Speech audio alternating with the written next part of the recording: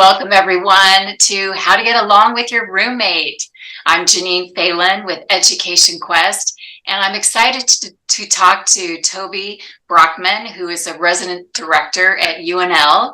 And Toby, when we get started, I'm just going to have you tell us what residence hall, how many students are there, just to give us a little taste of that. But first, we are going to give away an insulated coffee mug or water bottle to one lucky winner tonight.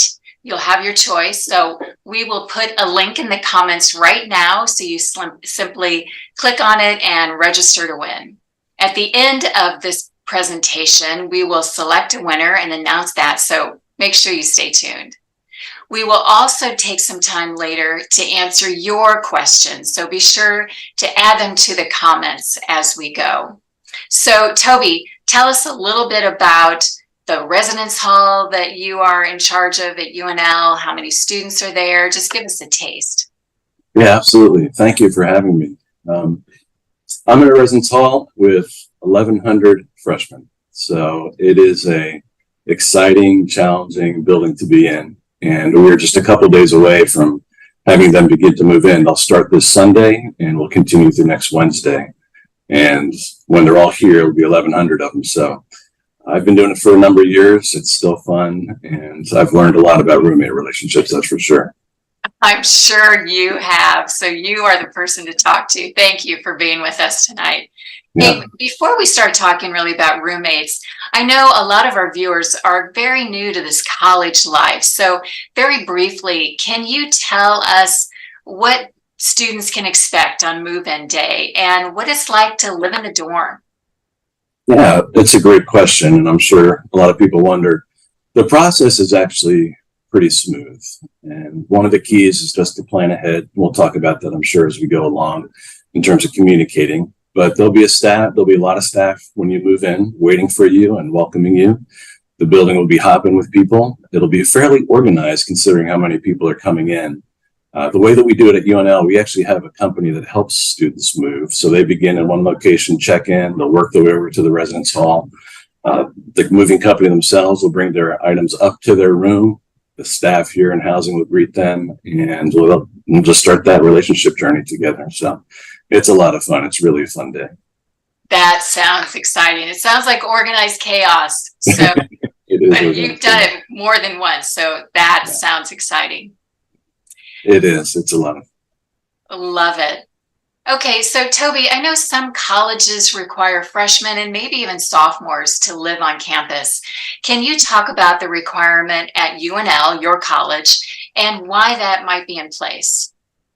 Yeah, UNL does require freshmen, particularly those with less than 27 credit hours. So some students in high school have taken advanced courses, but those with 27 credits, less than 27 credits, or who are freshmen, we do require them to live on. The reason is we've done a lot of research into this, and there's a couple of benefits to living on campus right away that really help freshmen transition from high school to college.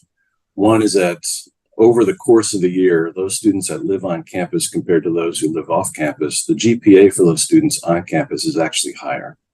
And the reason for that is you have a support network that's readily available, immediately available to you, not only with the students on the floor that work for housing, but the resources that you're able to get connected to on campus. And so in terms of your academic transition to college, it is much better and it's much more effective for students to live on campus than it is to live off campus.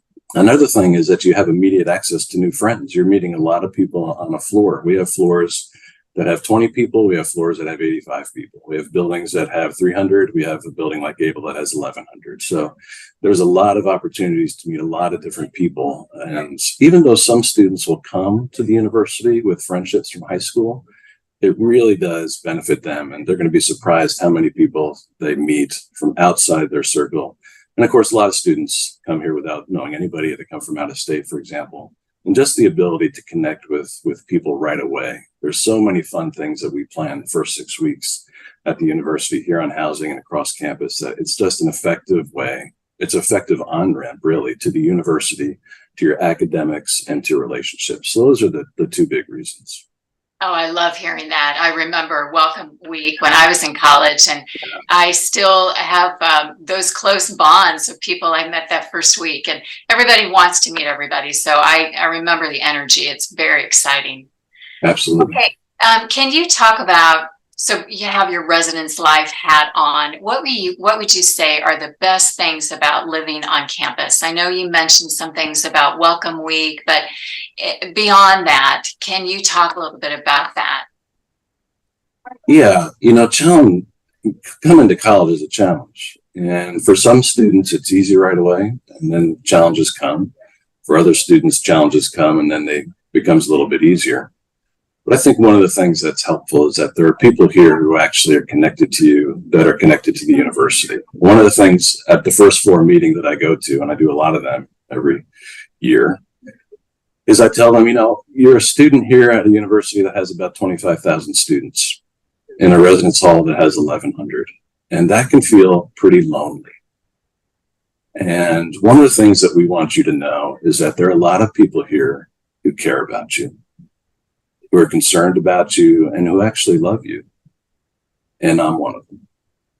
And even though you may not know the people yet, they are here, and we are kind of an on-ramp to meet those people, whether it's academic advisors or somebody at the counseling center or health center, whether it's getting connected to campus rec. All the different departments across campus really run through housing. And so the housing staff themselves can really help students get connected, get grounded, build those relationships. Because ultimately, the thing that keeps students in college and helps them to be successful is a feeling that they belong, that they're connected, they have relationships and friendships. The roommate relationship is a part of that. The relationships that they have on the floor is a big part of that, in the hall, and then across campus. So in many ways, housing is a conduit for those relationships that form. So that's just this huge benefit to students when they first arrive, especially if they're freshmen. Oh, that's a great answer. I was a resident advisor back in the day, so I totally understand what you're saying and could not agree more. Yeah. Hey, but we want to talk about roommates, so let's go there. How are roommates paired together at your college? What does that process look like? Yeah. Well, when they first signed a housing contract, let's say in the spring or over the summer, we have something we kind of jokingly call it the housing dating app, but it's a roommate finder is what it actually is. And the roommate finder really has a list of that the student themselves has filled out about answering a number of questions that we have for them that are common among roommates that they'd have to talk about. So it could be when they sleep or what their study habits are, or guests in the room, or sharing items in the room, or all types of things like that. And so they can go on to this roommate finder and actually identify a number of people who have a similar profile and begin to make contact with those individuals and decide, would you like to be a roommate? And those that pair up, let the contracts office know, and they can get assigned as roommates. So that's where it all begins. During the school year itself, sometimes people meet people who they feel like would be a better roommate, and they can come to talk to someone like myself and say, hey, we'd like to switch rooms or make an adjustment. And that's something that we can work through as well. But on the front end of it, it's a roommate finder that we have, and they can identify people with similar interests, similar life patterns. We can try to match them up and assign them. And then when they get here, the biggest thing to start them off is we do a roommate agreement. And we give them a series of questions, about a page or two of questions that we ask the roommates to sit down and talk about together. And that our resident assistants, like yourself, used to be an RA, will come and kind of help mediate and flush out that conversation a little bit more so that they can get off to a good start as roommates. So the roommate finder and the roommate agreement are two ways that roommate relationships often begin. Wow, that sounds really exciting. Yeah. I think about, I love that you have them have this roommate agreement, but what about before they actually are roommates? Do you recommend that roommates connect before they move in, before that move-in day? And if so, what kinds of things would you recommend that they talk to each other about? Yeah, that's a great question. I strongly recommend that they communicate before they get here, if possible. And that can be via the phone or, a Zoom meeting like this. I I'd encourage them not to text one another because some things can be misunderstood, but communication is really important. And a couple things that I would recommend to start off before you connect with your roommate, take a little time and think through, what exactly do you want this relationship to look like? I mean, what is it that you want out of a roommate? And one of the ways that you can answer that question is to ask yourself, well, what kind of roommate do I want to be for another person? Sure. Because you don't just want someone to benefit you, you want to benefit them as well, right? So that can really help you flesh out, what is exactly do I want to talk to them about? And again, I mentioned it could be, well, how are we going to handle guests in the room, and how are we going to share items, or what are you bringing? Are you bringing a gaming console? Should I bring a gaming console, etc.? All kinds of questions like that. But it's very, very beneficial for them to talk before arriving. And one of the things I would say about a roommate relationship, just like any relationship, is there are green flags, and that's an easy yes. There are red flags that you might have as a roommate that are kind of a no. But there are also areas that I want them to consider as yellow flags. And that is to say, with those yellow flags, commit slowly to those and agree with your roommate that, let's start here. And as we get more information over the next 2 or 3 weeks, let's revisit this a little bit before we commit finally to what we want to do in a particular area. So for example, studying in the room, what is that going to look like? Well, maybe you don't really know because you haven't done it yet. Well, that would be normal, right? So that could be an instance of a yellow flag. Let's start here. As we get more information, let's revisit it and make another decision together. And that way communication is happening. You know that you're going to dialogue over things that could potentially be a conflict. But on the front end, communicating before you arrive on campus, knowing that there's some things that are an easy yes, some things for you at least are a hard no, and other things that you want to be open to and be curious about, and let the roommate know that, hey, let's just talk about this further as we go down the road. So that's a good way to start. Communication is really key. Wow, that sounds like great advice. But let's back it up a little bit. Let's say that there are some high school seniors right now who are listening, and they're thinking about a year from now when they go to college. Is it common for a high school student to request a specific roommate? And if so, do you accommodate that? And actually, do you even recommend that? Yeah, that is a fantastic question. And the reason it's a good question is because it's easier, at least we think it's easier, to live with someone who we already know. And it could even be your best friend. What often happens, though, is that best friends who room together don't always work out that great. And it's one thing to have a best friend and be able to really share your heart and talk about a lot of things. It's another thing when you just live with another human being, let alone your best friend. And so, although there are certainly instances where it works out, that if you're a high school senior right now and you're thinking about coming to a university or college and having a roommate, and you find someone in your class or you find someone that you know that's also going to the same school, that is an option to room together. However, it can be a challenge for people who are best friends because there's assumptions that you have about that person that you've never really actually talked about. And it can be easier to be a roommate instead of a best friend because they're really two very different things. You can be a great roommate without being a person's best friend. And you can be a best friend and really struggle with being a roommate. So if you are in high school right now and you're thinking about your living situation, certainly have good conversations with the person that you're considering living with, just as you would if it was two total strangers. It really comes down to communication. Sometimes it works, sometimes it doesn't. But be open to possibilities too, that living with someone different and someone new could be a great experience as well. Wow, that's really great. It brings me back to when I lived with my best friend after college for a while, and I thought, are you kidding? You don't clean dishes. Wow. That was a red flag right there. Have you ever heard of laundry? Exactly. Yeah. Hey, but back to roommates and working together. What are some common complaints or misunderstandings, we'll call them, between roommates? Yeah. Wow. And you may have hit on some of them already, but are there some real common ones that maybe you haven't talked about? Um, you know, Well, let me start with the common ones, just a summary. Guests in the room, sharing items or food, for example, that you have, when you're going to sleep, when you're not going to go to sleep, the temperature of the room, believe it or not, you want to think about, do you like it really warm or do you like it cool? Those are some common things that come up. Other things have to do, most of the problems that come up have to do with communication.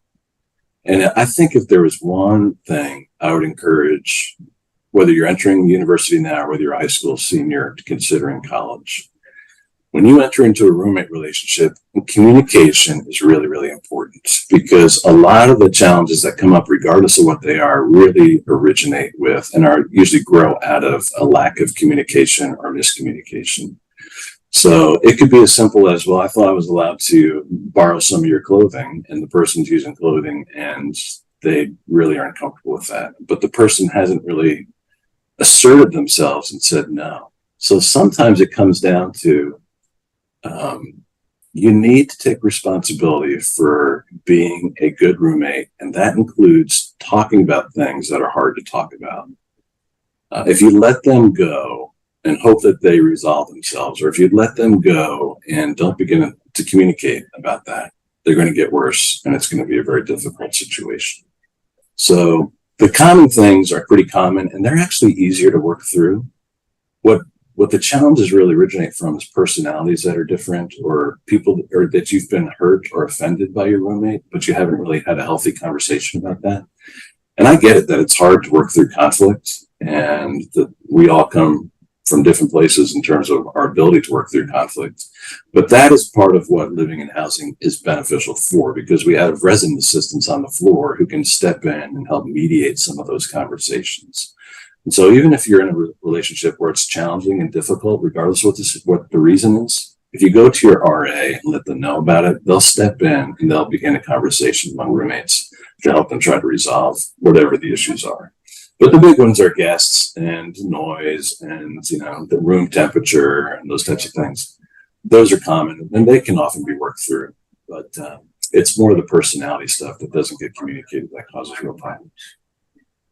Great. So it sounds like some of the same issues that cause the conflict, which is communication, is the same thing the roommates need to do to resolve it, and that is communicate. Yes. And thank goodness there's people like you and your staff, the resident advisors or assistants, who can help them with that, because that is just so important. It really is.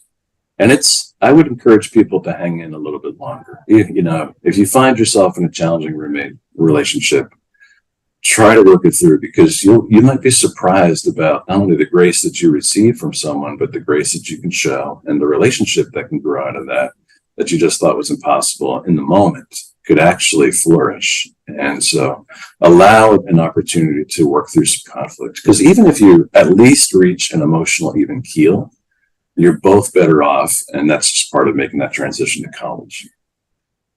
Great advice. And let's just say it, Toby, the next roommate might be worse. That is exactly right. Let's stick with it for a minute. That is true. I love it. Yeah. Hey, so what advice would you give students who are new to this dorm life or new to living with someone in a small space? I know you've talked about communication being so key, but are there some other pearls of wisdom that you would like to share? Yeah, well, I would begin to reach out to people on your floor. You can start there. Make sure that you attend events, and you can do that together with your roommate. Find things that you can do together. You don't have to do everything together. As a matter of fact, that would actually probably be a bad idea if you did everything with your roommate. But find some things that you could go explore the campus together. You can go to the bookstore together and buy your books. You can go to an athletic event together. You could go to a presentation that's being given on campus and talk about that. And find some things about one another that maybe wouldn't have come up otherwise in a conversation if you're just sitting in your room talking or studying or playing a video game or something like that. There's so many things to do at a university on a college campus that if you actually go and do some of those things together, explore the campus together, maybe explore the town or the city that you're in together, those are just ways to build some commonalities and some interests together and get to know more about each other. So there's just so many opportunities to build that relationship. But also too, it's really important to network yourself with other people too, because if you think about a friendship circle, some of the friends that you have that are part of that circle actually bring out your friend or you in ways that maybe that roommate wouldn't.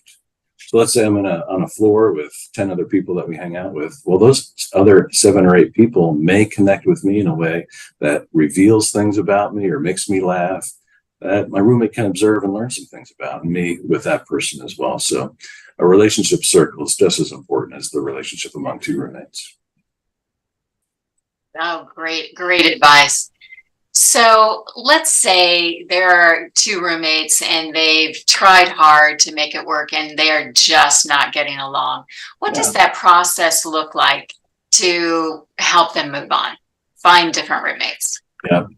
That's when someone like myself gets involved in that situation. And I would typically, I'll meet with each of them individually and I'll get each side of the story or their perspectives or what they're feeling and experiencing. And because it's like you said just a couple of minutes ago, it could be a worse situation. We need to really talk through what exactly are the challenges. Is there a way to actually resolve stuff? But sometimes there aren't.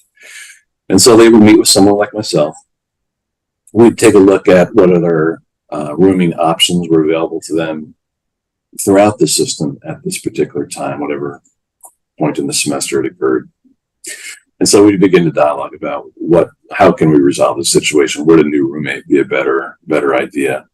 Now, before we would assign someone just randomly, what we would do is we'd actually give them a list of 5 people, let's say, and I would instruct them, I want you to contact this person, these 5 people, and have a brief conversation about what it is that you're looking for in a roommate and hear what that other person is looking for, because obviously we don't want to assign you to a situation where it's just going to be as difficult or challenging.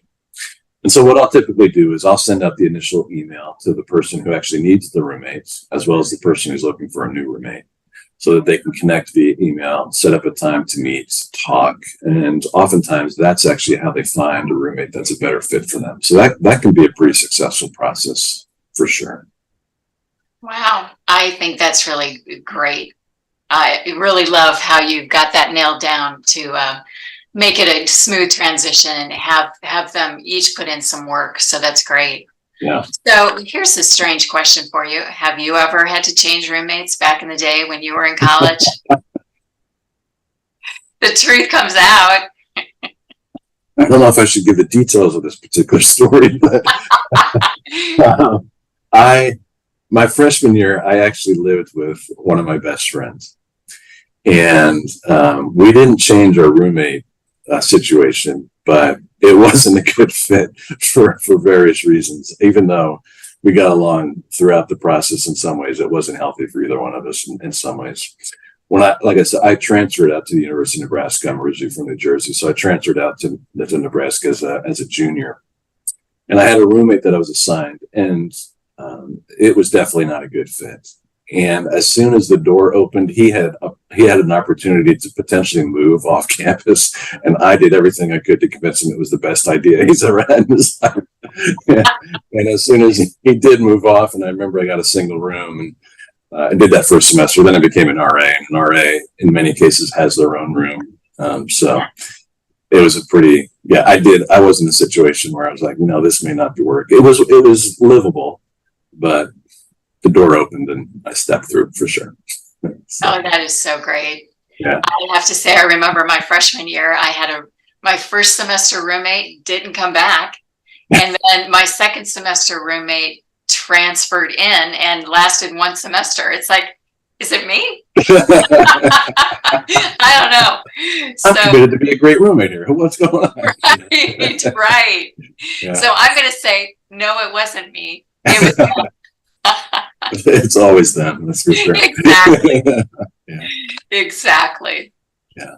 Well, hey, Toby, we're going to wrap up. I really appreciate all of your great advice. But before we wrap up, I want to encourage our viewers to follow us, follow Education Quest on social media.